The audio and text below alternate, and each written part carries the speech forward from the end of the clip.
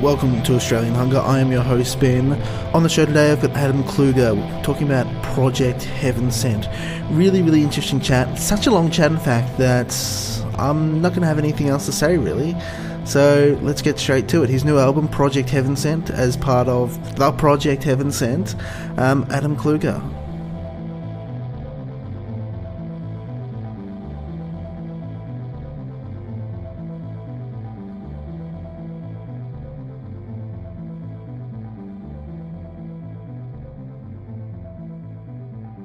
I wasn't quite sure when to start with this because, like, usually you'll talk to a band that's like, hey, when did you start? You'll talk to a project or a one-person band, and they'll say, oh, when did you start?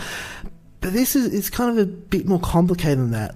So you released, I think it was an EP under your own name, an EP and 3 albums under On Wings of Wax, and now you've got another Just You project. Take us back to the kind of beginning of your sort of playing, and I think you played in a band before your own sort of solo project. Let's go back all the way. Like, start from you sort of playing, not seriously in bands and seriously as a musician. Yeah, sure. I mean, well, first off, very thorough investigation to go all the way back to that first EP, because even I tend to deny its existence, to be perfectly honest. But that was sort of my first shout at sort of making anything on my own. I think, it must have been, I think it was around 2011 that came out approximately. But I mean, my first serious sort of shout or go as a musician was, as you alluded to, in a band. I was actually playing drums at the time for a Melbourne hardcore band called That'll Be the Day. And we took that very proper seriously, a lot of practice, touring, trying to get on tours and that kind of thing, and did that for sort of several years. But in parallel, I was sort of starting to gain an interest in sort of home production and recording my own stuff, because I was taking a more general interest in composition and songwriting and that kind of thing, that just playing drums, not to disparage any drummers, but just playing drums sort of wasn't fulfilling on its own. So I bought a bit of equipment, and that's when that first EP sort of dropped. Then as my knowledge of sort of home recording techniques and as software improved to make things more viable, that's when I sort of started getting into that On Wings of Wax era. Essentially, that first EP is sort of ambient and without drums, because I wasn't aware of any method of making drums sound good all by myself at home, ironically enough. As a drummer, I didn't really have the wherewithal or the resources to record drums properly. So that bridge from that solo EP to what became On Wings of Wax was sort of an enlightenment period of learning how to, quote unquote, be a full band without the need of an actual full band sort of around me to help compose and record.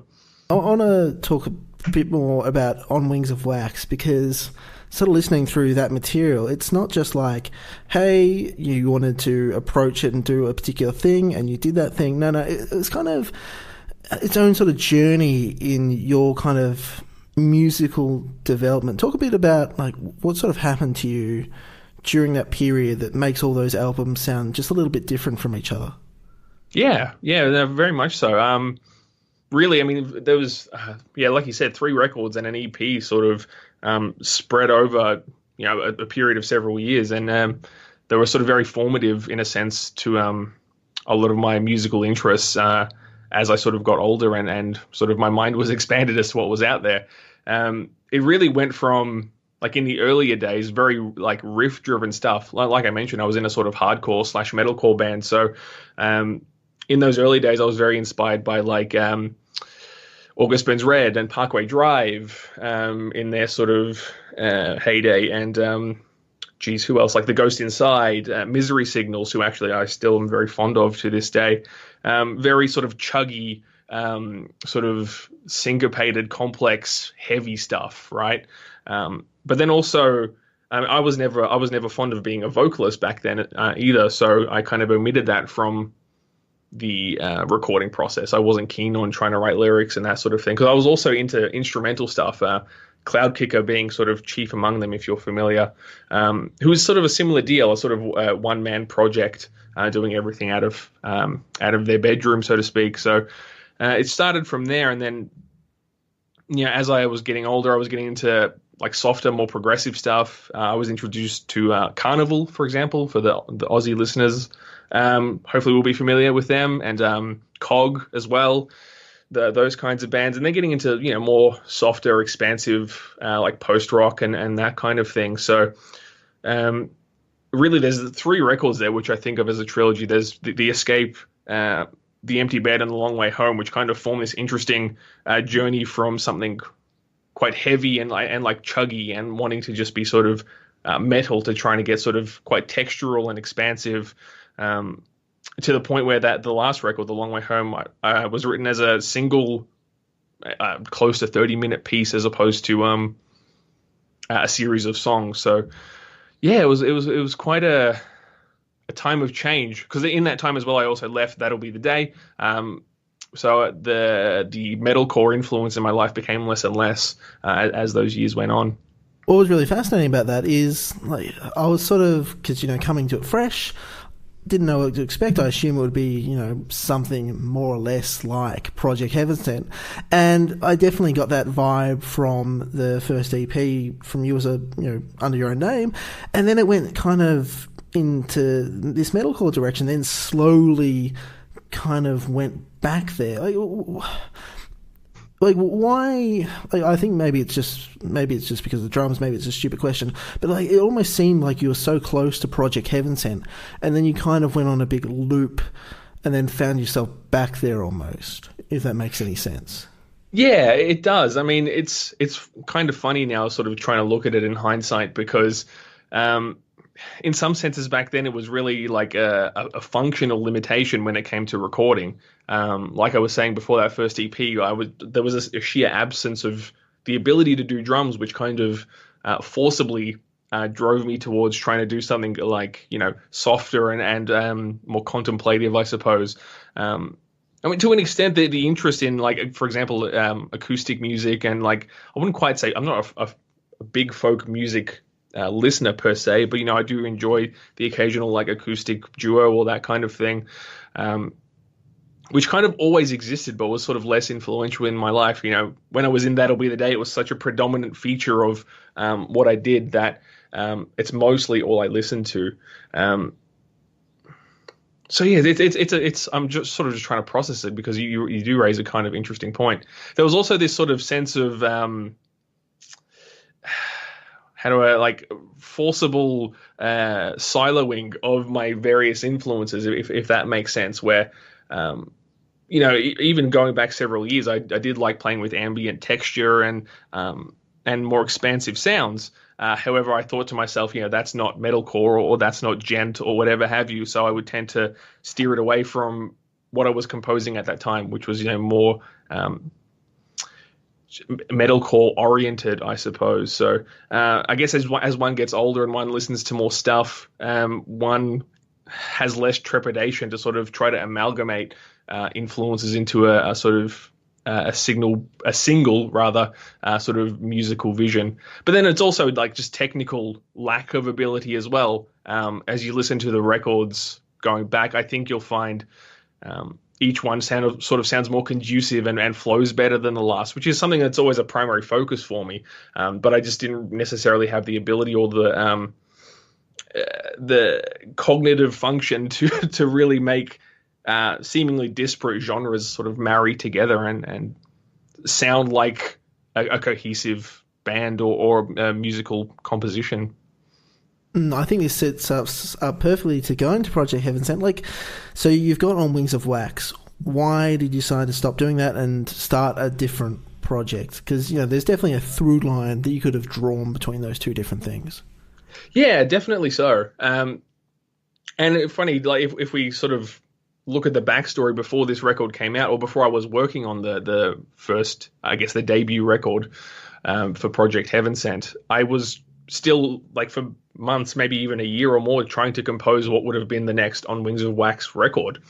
But I was kind of becoming a little disparaged or, I guess, frustrated by feeling like I was in a box, even though, you know, On Wings of Wax was my baby and I could effectively do whatever I wanted with it. Some sort of illusory glass walls sort of formed around me, and I felt as though I could only write in a certain capacity or into a certain style. That as well, and I think it felt sort of a bit too long between records in my mind. Whether that's true or not, I'm not really sure, but this sort of burden of having been away for so long and sort of being frustrated by my musical output. I actually put down the guitar for maybe 6 or 8 months out of sheer frustration and sort of lack of interest in terms of what I was producing. So I kind of had to back away and reestablish what I wanted out of music and where I wanted it to go. And so it was really probably just as much for my own sort of sanity than anything else that I felt like On Wings of Wax did what it needed to do musically, and more broadly for me as a human being wanting to do something creative. So I kind of felt like in order to progress, I had to draw a curtain on what I had done, sort of call that good, like a nice bundle of records there in that sort of pastiche of more metal-oriented stuff. Not to say that Project Heavensent isn't metal, but it for some reason feels fundamentally different to me in a manner of ways. And so I don't know if I would have come out with anything if I hadn't sort of made the change and sort of I guess staked a new banner in the ground with a new name and ethos and all that sort of stuff. Now, like, how did you come to feel that, all right, I've put down the guitar, but I've re-emerged and I've found something that makes me passionate and actually makes me want to put something out. How did that come about? Yeah, so that's a really good question. And I'm trying to think of what the first song was that I was writing that sort of became the Project Heavensent thing. I don't actually think it was part of the record as it turns out, actually, but I put my toe in the water, really. I got back into it very slowly. I was messing around with like covers and just random ideas sort of here and there. Actually, there's one I've got out on YouTube floating around somewhere. It's a cover of Sex Tape by Deftones, which was sort of a reimagining of the song in a much more sort of ambient, sort of lo-fi kind of vibe, which was really, really fun to do. So I kind of, just in taking some time away, you know, just trying to get back that sense of excitement and drive just for the sake of wanting to compose without sort of any burden or presupposition that this is something I need to be doing. With On Wings of Wax, it did get to a point where I thought, oh, it's been 10 months or it's been 14 months or whatever have you, and no one's heard from me. I have to write something. And that kind of takes the fun out of it, I suppose. So that old adage of, you know, the absence makes the heart grow fonder, it does eventually get to a point where you start sort of, you pick it up once and you mess around and you kind of have fun just for the sake of the instrument again. No expectations, no anything like that. So once it got to that point where I was enjoying just being a musician again, just for my own fun and my own sort of creative output, then I was sort of refreshed enough, I suppose, that I felt like I could tackle another full length and sort of get back out there, so to speak. But it did take a long time. And like I mentioned, I think there's at least 2 or 3 songs or ideas that probably won't see the light of day that were the sort of bridging piece between On Wings of Wax and Project Heavensent, because in my mind, they sound reasonably different, even though there are some fairly obvious commonalities. So there is a sort of bridging period of half-baked like riffs and sort of song layouts that never really got anywhere, but they kind of really did. They were the precursor to what became the actual full-length record. Now, from the documentary you put out on your YouTube page, it seems like it was kind of an organic process of searching rather than heading towards a preconceived goal. Talk a little bit about that process and how the album kind of emerged from it. Yeah, totally. I mean, part of it is sort of, as we alluded to earlier on in the interview, where I am one person as opposed to, a band, which you might sort of be more used to referencing or talking about. So, I mean, really, any limitations back when I was doing On Wings of Wax were self-imposed. There was no real necessary expectation from fans or a record label to tell me how I needed to write. But I got locked in that mind frame anyway. So after taking enough time away, I basically said, screw it. I'm just going to sort of see what comes out, and naturally in that interim, I'd still been listening to a wide variety of music, which all sort of compiled itself into the current version of me that had an interest in writing, however you'd term or genreify Project Heavensent. So it was, the most organic and sort of natural of processes. It was, for me, as long as I'm having fun, the music is kind of just a byproduct. Like it's a happenstance of the fact that I'm doing something I'm passionate about. So I'm not too phased in terms of what direction it happens to go in, sort of sonically or otherwise. So it's really just a byproduct of me really enjoying composition and experimentation with instruments, for sure. Because I am very much into texture and layering and that kind of thing. So, locking myself away in the spare bedroom and just plugging in some of my guitar pedals and seeing what weird noises I could make and just trying to explore new territory I haven't explored before. Just making sure I'm having fun and, burning an entire weekend just holed away, seeing what comes out. If I end up not liking the song or whatever I've written, that's sort of, it's unfortunate, but it's only part of the exercise, if that makes sense. The primary function is to be just enjoying the creative process. And if cool songs happen to come out at the end of it, in this case, then that's awesome. And I'll try to do something with it, which happened to be the case here. But like I mentioned before, it was sort of arduous, and there were songs I had a lot of fun trying to write, which ultimately I didn't think were, I suppose, suitable or conducive to a single release. But it was still really fun.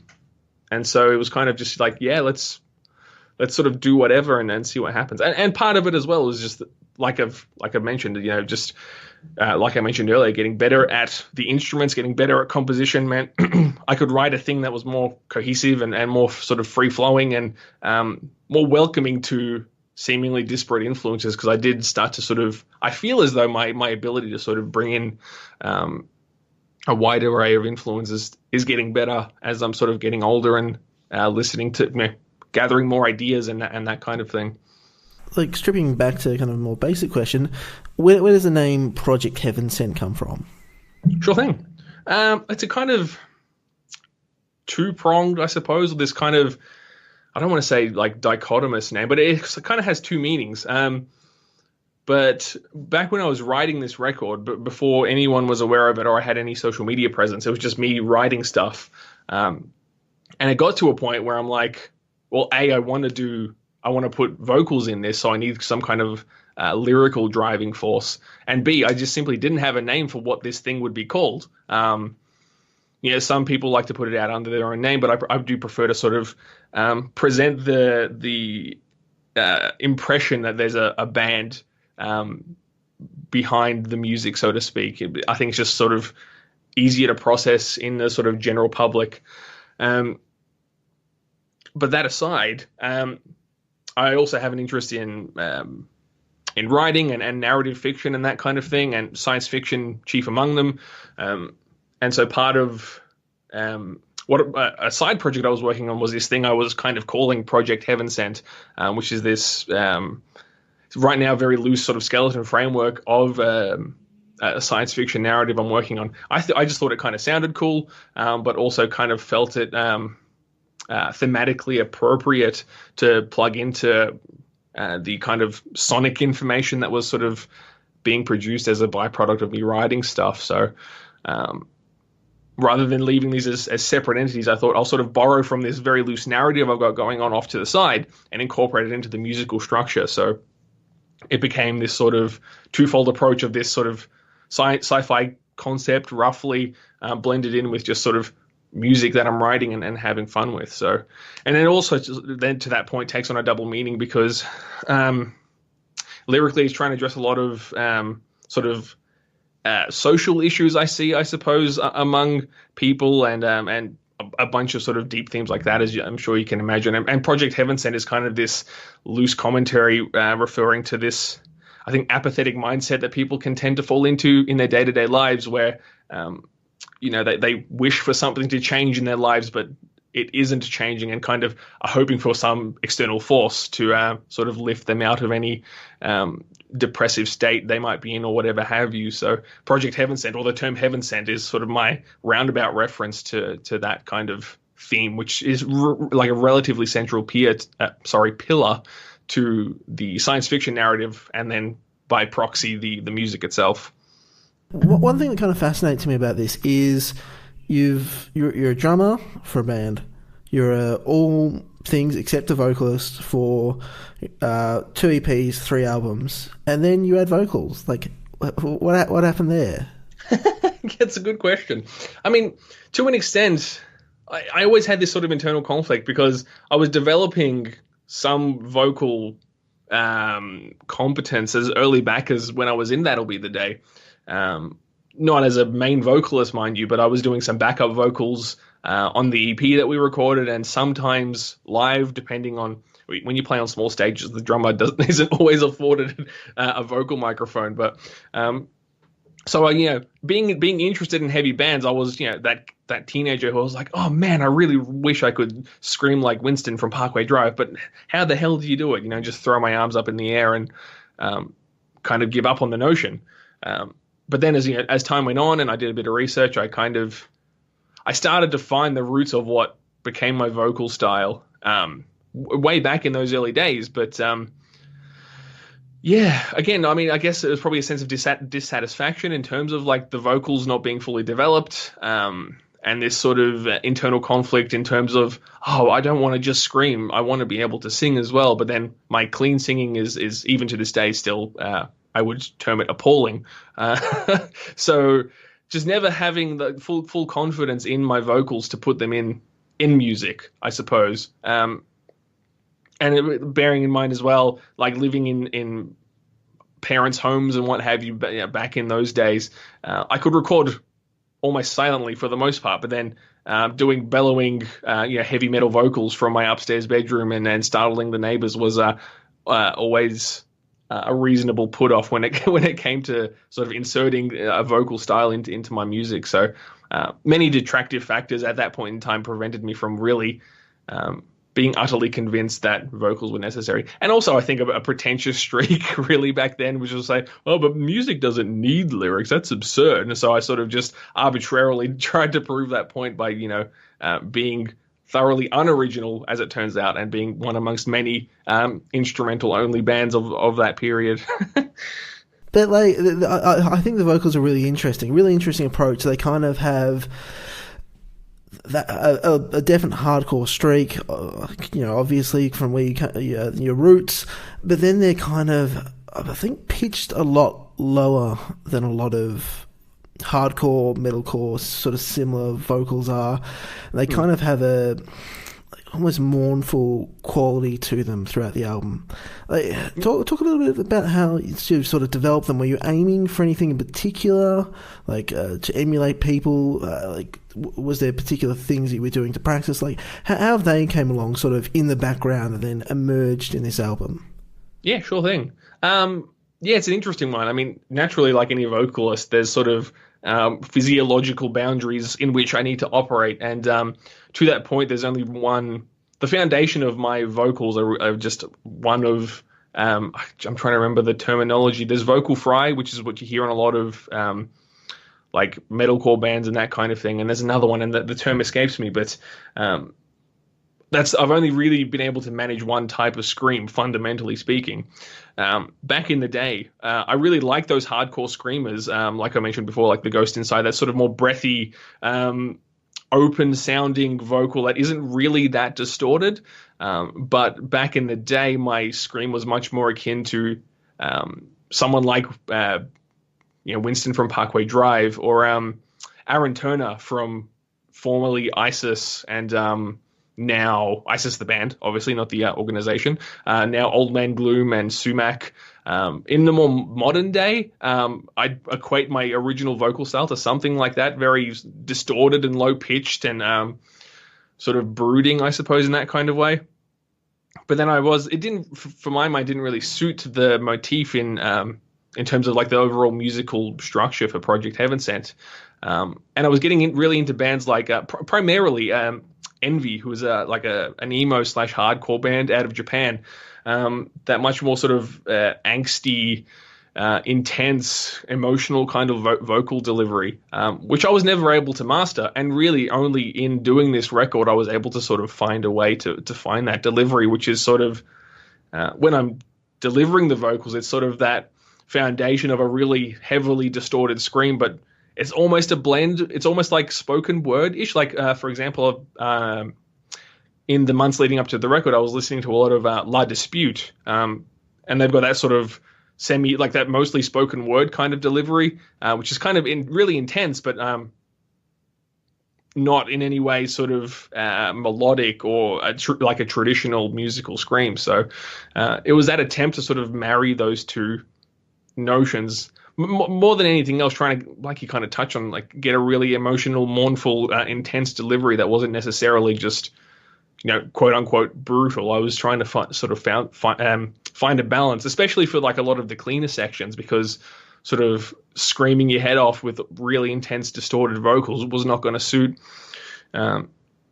sort of a musical framework that was, I don't know, like something in the realm of 50% like clean instruments and that kind of thing. So it was a lot of trial and error, to be perfectly honest, and a lot of deleted vocal takes to sort of find that right balance, because it's a bit of a tricky one. And I mean, I'm by no means a master of vocal delivery, but sort of found a function that worked, and also a function that didn't damage my vocal cords in any way, at least so far, knock on wood.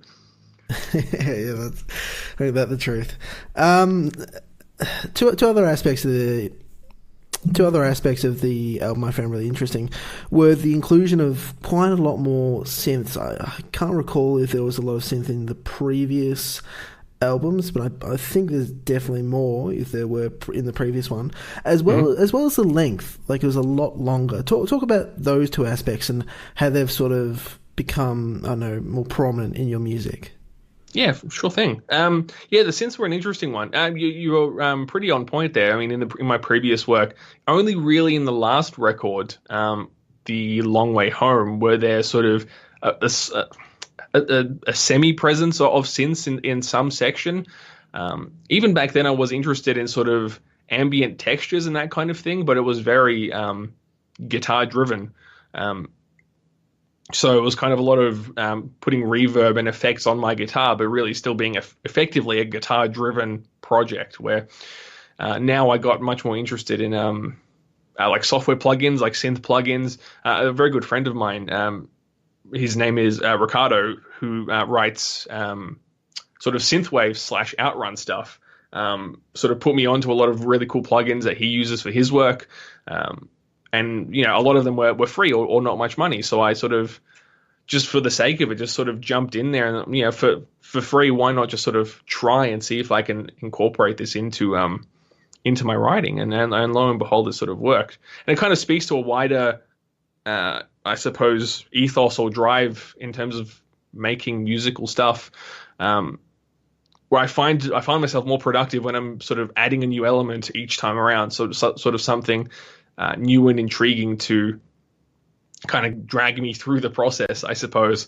As for the length of the record, I mean, it's kind of, I kind of always wish I had the ability or the drive to write longer records back in the day, in the On Wings of Wax era, but just could never sort of fully realize any ambition or ideas that I had in that respect.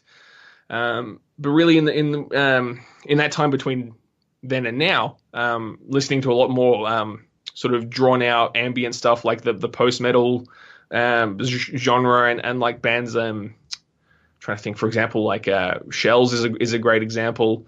Oh, there's some others on the tip of my tongue, but getting more familiarized with non-formal song structures, I suppose, which explore sort of one motif and sort of drag it out over a long period of time. That always sort of really appealed to me as someone into like ambient and atmospheric music, especially. So it kind of really happened by accident. I mean, this time around, there wasn't necessarily an ambition to write a crazy long record or anything like that, but I guess less fear when it just came to, making songs drag out for longer. Back then I was always worried sort of the listener's attention span might wane if the sort of section isn't changing every, 30 seconds to a minute, when now I guess the validation of hearing really excellent bands who sort of wrote 10, 12, 15-minute songs where they sort of fundamentally only have, 2 or 3 sections, but elaborate and rehash them in many different ways, I found more creatively intriguing and far more difficult to pull off, I suppose, to sort of still keep a listener engaged while effectively not really playing anything different. This is sort of much more subtle, and I think intriguing for me as a composer, but I also find intriguing and appealing as a listener. So I kind of, just getting into that and knowing that was okay. The 43 minutes, I think, of music kind of just happened as a byproduct of that. You're, as you can tell from your YouTube page, you're a big fan of guitar gear. Like, how do you go about and like how much time does it take you to find the right sound for the record more generally and songs more specifically? Yeah, it's an interesting one. I am very, I suppose, guitar-centric these days. I haven't, to briefly detour, I haven't really played drums properly in several years, simply because I've sort of moved out of a space where I could have drums. So guitar's sort of become my main focus in terms of, I suppose, just instrument playing. But it really it gets easier as you do it more. In essence, my recording setup at home is more like the core of it is the same as it's always been since I started writing music on my own. So your ears kind of adapt to that which you're sort of looking for, that which you know is going to work when it comes to recording, and just even the basic familiarities with your workflow, such as knowing, that particular guitar pedal sounds really cool if I put this knob in that position. There's a lot of little things and like seemingly quote unquote guitar hacks or what have you, which I actually just sort of experience over time. So the core of my sound is more or less the same as it's always been, but that's sort of just become more refined as I'm getting a better understanding of what I want to sound like, and also being involved in the mixing side of things. You kind of come to know reasonably rapidly what's going to work and what's not going to. Usually because you end up having to re-record something that ends up not sounding good once you come to mixing it. So out of almost biological reflex of wanting to avoid repeating myself, you kind of just get better at dialing that stuff in. And then, I mean, when it comes to developing new sounds, like on this record, there is a lot of new elements, even still, despite having that sort of same core setup. It's a lot of trial and error, and it's a lot of being willing to throw away stuff that doesn't work rather than being convinced, if I do this thing, it's going to sound really cool, and then sort of just hammering it home until it sounds like something presentable, sort of being really self-critical and open to new ideas, and just getting rid of stuff if it doesn't work and being willing to move on to the next thing really lends itself to honing in on what actually really works, for an end product, but also during that sort of post-production phase, just you have a really good foundation to start molding from, rather than sort of just keeping whatever you came up with and hoping for the best. So yeah, a lot of trial and error, and that's pretty much the end of it. I think that's the main thing, is that willingness to sort of let go has proven most productive over the years.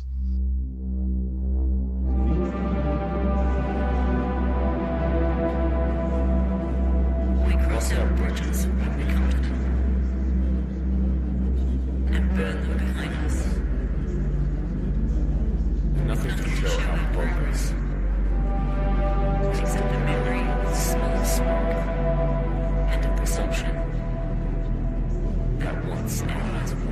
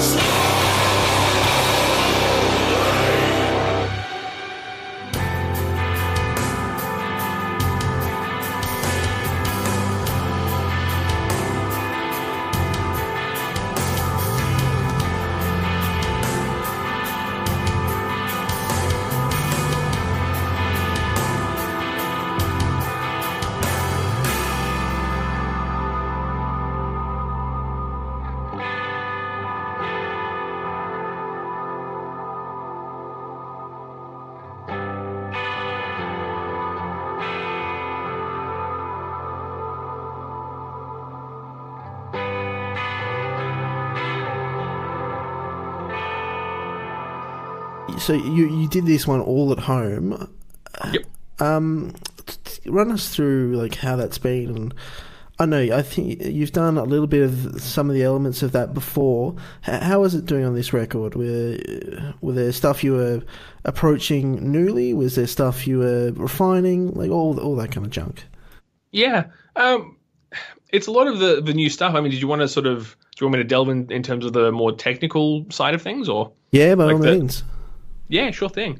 I mean, it's effectively leveraging, the really awesome new technology that's out there these days. Sort of, I mean, in the last maybe decade or so, it really started to emerge. Sort of guys writing software or like creating physical boxes that sort of emulated amplifiers and guitar cabs to like a reasonable degree. I myself am using the Avid 11 rack, which is one such emulator. So it's sort of one box that sits on my desk that emulates dozens of like amplifiers and cabinets and that kind of thing. It doesn't sound as amazing as like, a real setup, so to speak, like a proper amplifier, but it allows me to record very silently. And I think a vast majority, once you've mixed and mastered a record, the finished product is indistinguishable for sort of the vast majority of listeners. So really, it is just sort of getting on that technology. These days, there's just actual software. Like, you don't need anything except your guitar and a cable, more or less. And there's software you can run on your computer that sounds remarkably like an amplifier. So really, I'm one of a plethora of home recording people who just sort of just take advantage of this technology. I tend to have more of a hybrid setup where I have quote unquote real guitar pedals, and I do have a real amplifier that I use as part of the process. But as well as I leverage a lot of software. My mixing and mastering is entirely software. I mean, one's traditional notion of sort of that guy in the studio with all like the knobs and dials and switches and cool lights is antithetical to how most bedroom musicians do their work. It's all just the virtual reproduction of these things in software form. So in essence, that's basically it.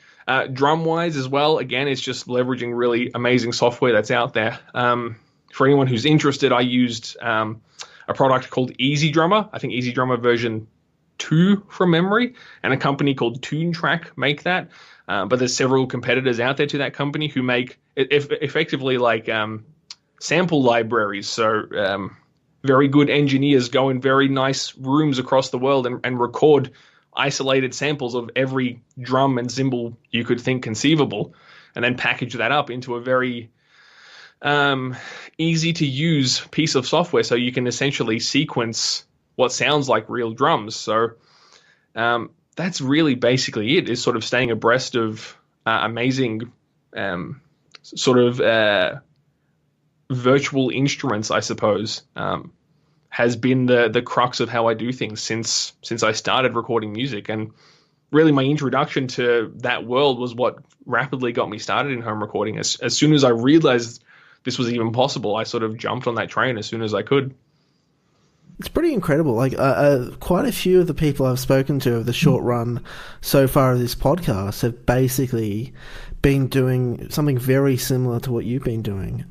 It's really amazing. Like, people just have basically a room, and that's all they need. The room and its contents. It's amazing kind of era we find ourselves in. Yeah, it's absolutely mind blowing. Yeah, I'm under no illusions that I'm sort of unique in this aspect. You'll hear songs on like Triple J or whatever have you, where it's like a kid on his laptop, and that's it. That's all they need, and they can compose sort of the next big dance hit or whatever have you. Software is so incredible these days that and so accessible that really, I mean, all you need is the motivation and maybe a little bit of money to get you started, depending on.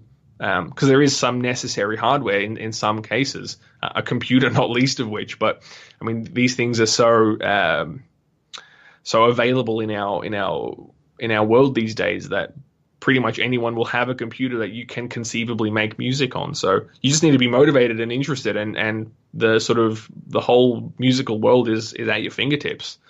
So sort of moving outside the strictly musical aspects of the album, in terms of theme and plot of the album, like obviously with the detail you're comfortable with, can you tell us a little bit about that?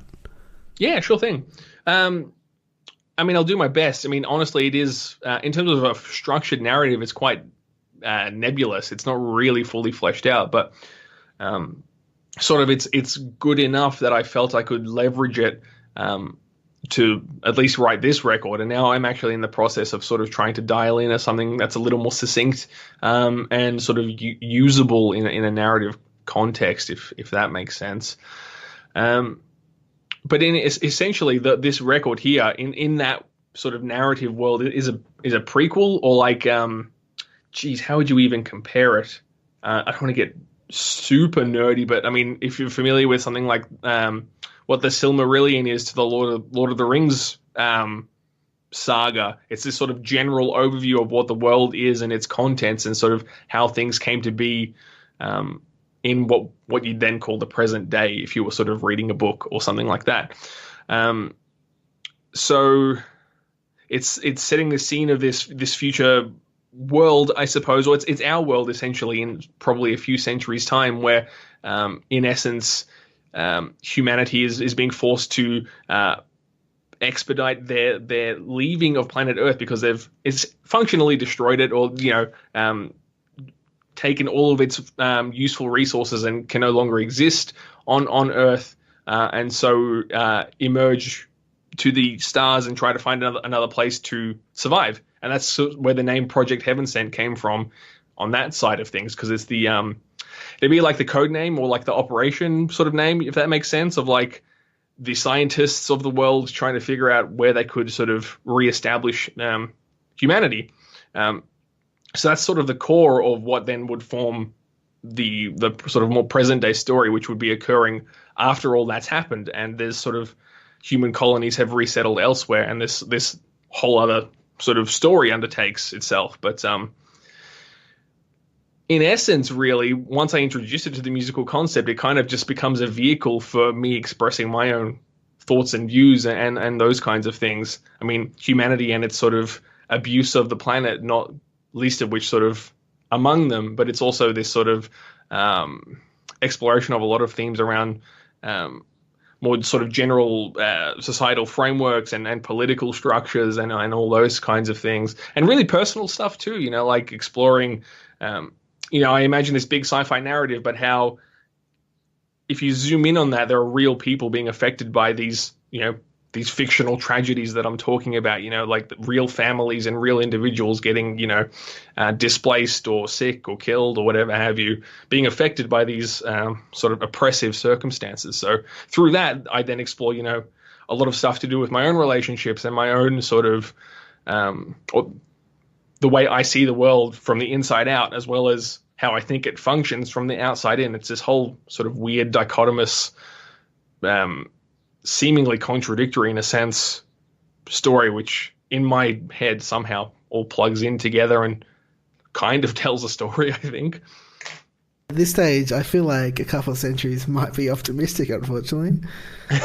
Yeah, I've not locked in a time frame by any stretch of the imagination, but in some hypothetical future tense where we've got the technology to sort of escape a dying planet, whatever that might be, trying to base it off other sci-fi to get a ballpark. But I mean, you can basically pick any number, I suppose. Now, one thing about the album, and maybe it's the music, maybe it's just the vocals, but it has like a sort of sadness to it. I don't think that's overwhelming the whole album, but there's a definite sort of sadness that kind of ebbs and flows throughout it. Where does that kind of... Was that your intention going in? Was that something intentional? Talk a little bit about that. It's hard to say whether it's intentional. I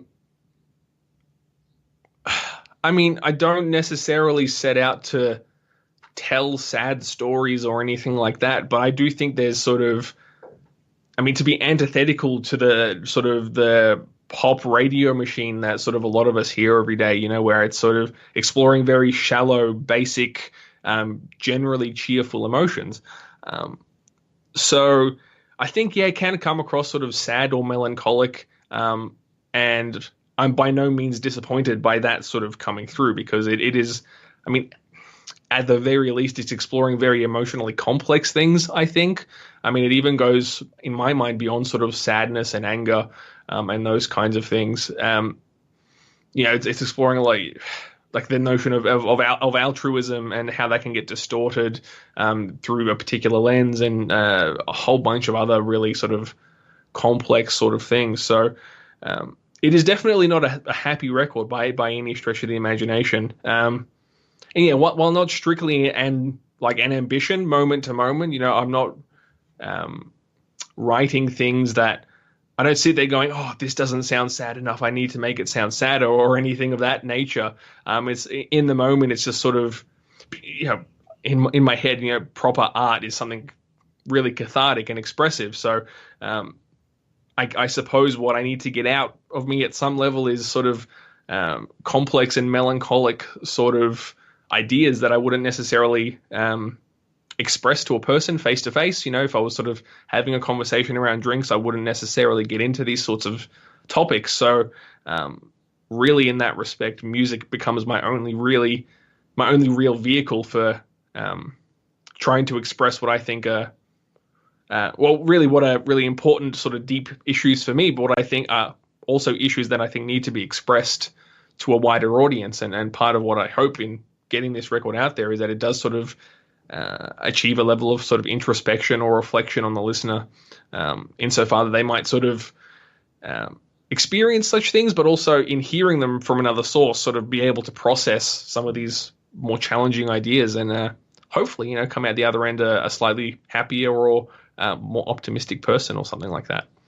The kind of nature of a one-person project is it's very insular in a lot of levels, because, you're doing the things, you're coming up with the concepts, you're coming up with the music, as opposed to a band where there's, and obviously this can vary between band to band, but there's a lot of kind of collaboration. Even if one person's mainly coming up with the music, they're sort of bouncing ideas back off everyone. During the process of writing the record, do you sort of seek feedback, input from anyone else about the material, their thoughts or anything like that? Yeah, very much so. I mean, chief among them, my partner.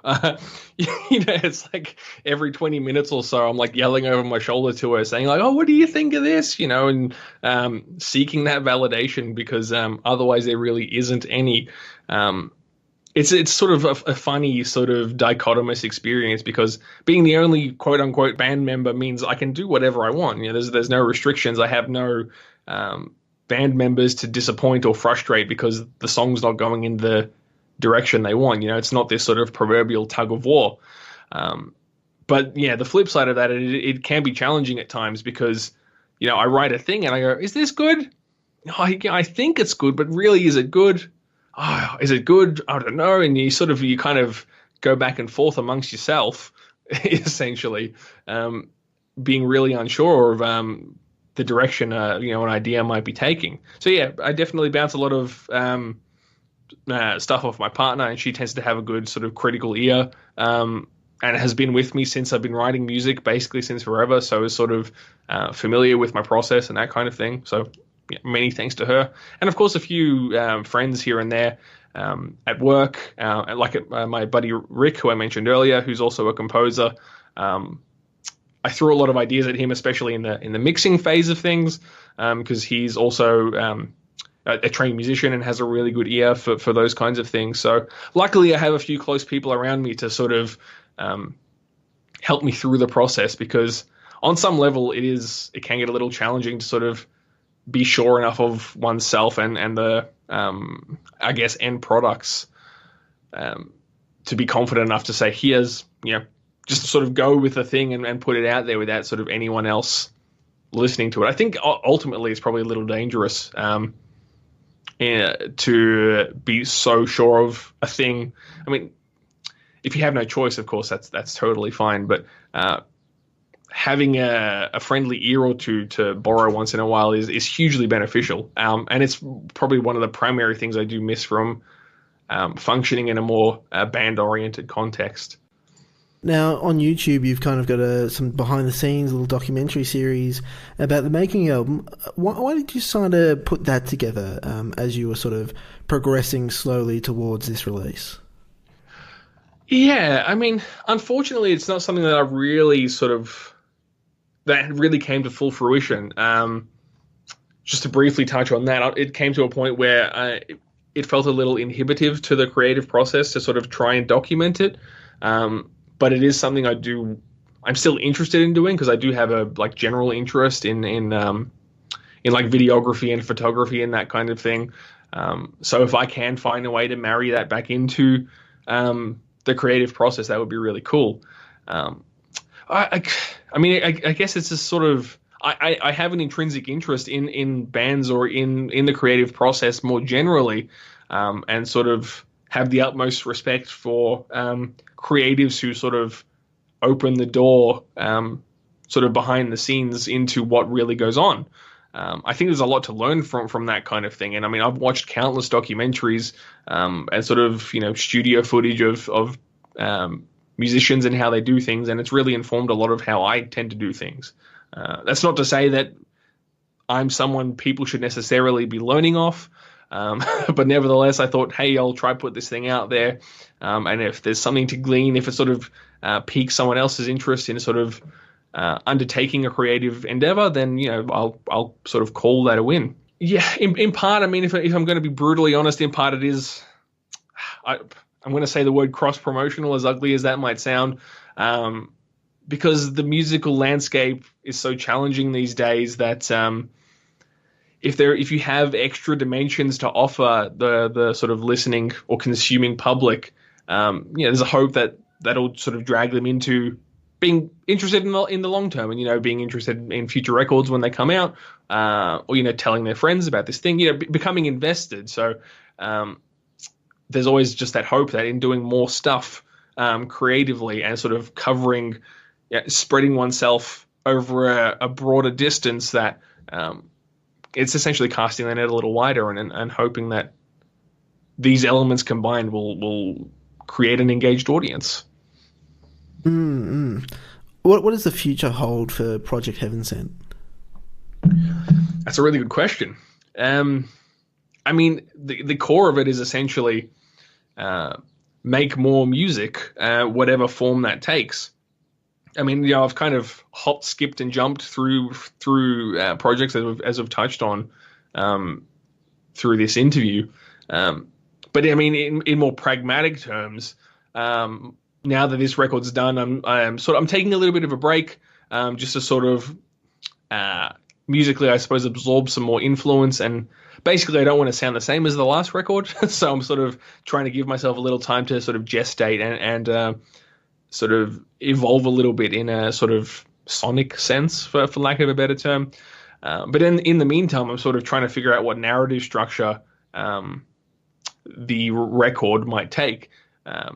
At the moment, I've kind of got sort of three main narrative three narrative, I suppose, plot points, like your classic fictional sort of parallel storylines, something like Game of Thrones, where the show's telling the story from multiple points of view that are sort of chronologically happening at the same time, but from different characters' viewpoints. I'm looking at something like that, which may lean itself into some kind of it's going to sound ambitious, but like a triple release or sort of some interwoven, like three interwoven sub-narratives that form one record. I'm not really sure what that's going to look like just yet, but essentially I'm trying to round out some narrative plot points that I can sort of structure the next record around. And it will be sort of the proper story that I've been trying to tell. This record, like I said, is sort of the more prequel, whereas what will be next will be hopefully the actual, like I was saying before, quote unquote, present day story that I had originally conceived of. So you mentioned in the question before that, cross promotion, and we discussed briefly over email the idea of being an independent artist and trying to get some attention from the musical world. Like, run through a little bit about that experience for you. Oh, honestly, it's really, really brutal. I mean, even in the short time I was sort of away from the music, like the indie music scene, when I was like taking a break, the musical landscape has shifted so much in that respect. When I first started, like really the first On Wings of Wax record was this sort of renaissance for DIY musicians. This was like pre-Facebook being tyrannical and sort of keeping your posts hidden behind a paywall. So you, us as independent musicians, had an effective reach online, like a direct reach to an audience. So while challenging to a certain extent, because you're not really in front of people and sort of sharing your music in that real-time symbiotic live environment, there was still very real access to real people that you could have conversations with. And really, there were less people doing it back then as well. So there was sort of this perfect storm of the right amount of musicians and the right amount of fans and the functional means to reach an audience. And this was like when Bandcamp was sort of really coming to prominence, as well as like an independent distribution means as well. And so, yeah, it was this really sort of flourishing environment for independent musicians. And I mean, to an extent, it still is. I mean, you can still get out there, and like I was saying before, technology is so accessible that pretty much anyone can get involved and make music. But the landscape, ironically, is getting more and more competitive, and it's sort of harder to make any effective reach to a potential audience. It's just, social media is so much more pervasive and so much noisier, and it kind of leans into some themes in the record, because like the human's attention span seems to be so much shorter, and music itself has become so much more commodified and sort of easy to digest, that it's proving really, really, really challenging this time around to sort of get any sort of meaningful foothold in a community of sort of relevant / passionate listeners to sort of get involved with, if that makes sense. So yeah, it's really tricky. I mean, we've kind of come full circle, because the internet was this magical thing where independent musicians could just put music out and didn't have to do anything else. But now we've kind of come back to this notion of, I mean, really to be a successful independent musician, and I use that term relatively, being having a live component to what you do, selling merchandise and those kinds of things, is really seemingly how you get a foothold. For someone like me, unfortunately, that is relatively improbable. Having a day job and not really having enough of a musical, not having enough musical touch points around me in terms of like personnel that I could conceivably take this live with. The internet is really my only means of accessing an audience, but really I haven't really unlocked any secrets, unfortunately. It's a kind of sort of throw everything at the wall and see what sticks, and that, to an extent, there has been some success, but in other respects it's been incredibly challenging. So yeah, I mean, I'm open to any advice if anyone out there has anything to share. Yeah, I can attest in terms of running a podcast. It can be a little bit difficult. There's quite a few podcasts out there. Yeah, it's super challenging, and as there are as many tools as there are out there, there are millions of people trying to use them. So it's this sort of it's this sort of strange codependence, I suppose, but. Because these platforms wouldn't exist without consumers, but at the same token, these platforms are so saturated that it's still almost, in a sense, that sort of that old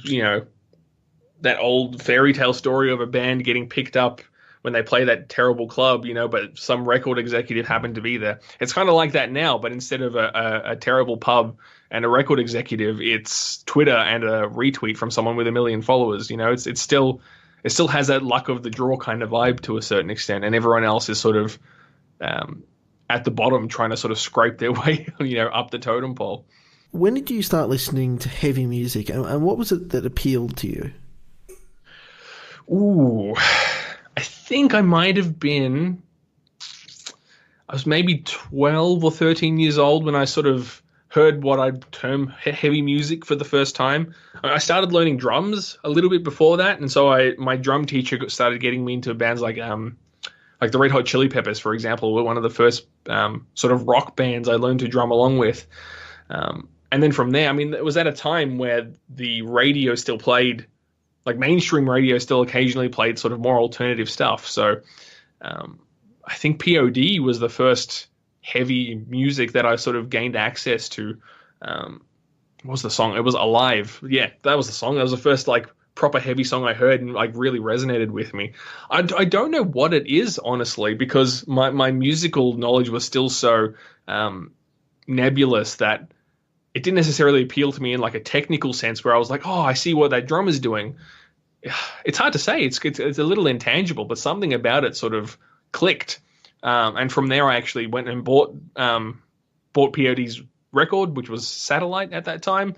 And that sort of opened the doors from there. I had a few friends who were getting into similar music at similar times, and they were like, "Oh, you should check out bands like it was Linkin Park back then was a big one for me.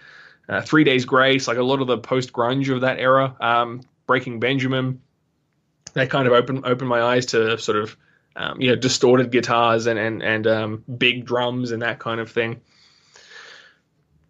Talk a little bit about like your musical instrumentation journey, because it seems like you've kind of gone all over the place, because you started as a drummer and now you seem primarily to be a guitarist. Talk a little bit about how that's sort of taken place. Yeah, sure thing. Yeah, like you said, I mean, I started on the drums, and it was sort of really almost by accident, because at my high school it was we had compulsory music class for a semester, I think, or a year, I can't quite remember. And one of those like subjects was learning a drum beat, and that sort of sparked my initial interest in learning any instrument at all. And then sort of years went on, and as I listened, I think I must have been 15 or 16 when I first started picking up the guitar. So that was like 4 or 5 years later after I started picking up drums. Because I started hearing more and more heavy music, and I was just, I guess, innately interested in wanting to sound like those bands. And I couldn't always play drums. I didn't always have a drum kit accessible with me to play along to these bands. But a guitar was a much quieter and amenable form of accessing this music. So I started picking it up and just teaching myself from there. I have no formal musical training in terms of composition or guitar or anything like that. I think I took 3 years of drum lessons, and that's pretty much been it for me. So the rest is sort of my primary interest is guitar, and then everything else is by necessity. So I play the bass guitar on all the music. My drum training and experience playing live lends me to be able to compose drums with the software that I was talking about earlier. And then, a little bit of keyboard and other sort of odds and ends just to sort of facilitate. It's all a means to the same end, and just, being creative and writing songs, which is why I've also learned to, and I'm still learning to mix and master music. It's all by shoring up shortfalls, as I ran into a brick wall in terms of writing things, I just sort of taught myself a way around them. So yeah, no formal training. It's just a lot of Googling, to be perfectly honest, and a lot of trial and error. Recently, like, in the past whatever period, what have you been listening to musically, podcasts? What have you been watching, and what have you been reading? Answer any or whatever of those questions you want. Yeah, gotcha. All right. Musically, what have I been listening to? She's actually wrote a list for not too long ago. I've been listening to a lot. Mainly what I've been listening to is a British band called Tosca. They're kind of like a 3-piece sort of progressive rock / metal thing, who are really fantastic. Geez, who else? I'm actually trying to find that list. A band called Pianos Become the Teeth. They've got a record called Keep You, which I've been really into lately. There's another band, Future Uses, who have some members from, Intronaut. That's a really cool sort of weird ambient / metal record. And I've listened to a lot of Coheed and Cambria as well. They just brought out their new record. I'm a big fanboy of Coheed and Cambria, so I've been spinning the latest record there. Books, I was reading The Expanse, sci-fi stuff. I'm working my way through that. But I've temporarily put that down because I'm reading a book called Sapiens by Yuval Noah Harari, I believe. Noah Yuval, I can't remember. I always get that mixed up. It's a sort of, it's a very dry anthropological / philosophical sort of book, very non-fictional and that kind of thing, which has really been interesting me. Not too much in the podcast realm as of these days, other than, honestly, the odd Russell Brand podcast. He's got one called Under the Skin. Not so much for him himself, but he manages to draw a lot of really interesting characters who talk big on like philosophy and politics and corporate power and that kind of thing. So, which is very aligned to what I've been doing with the Project Heavensent stuff. So when I've had the spare time, that's what I've been delving into as well.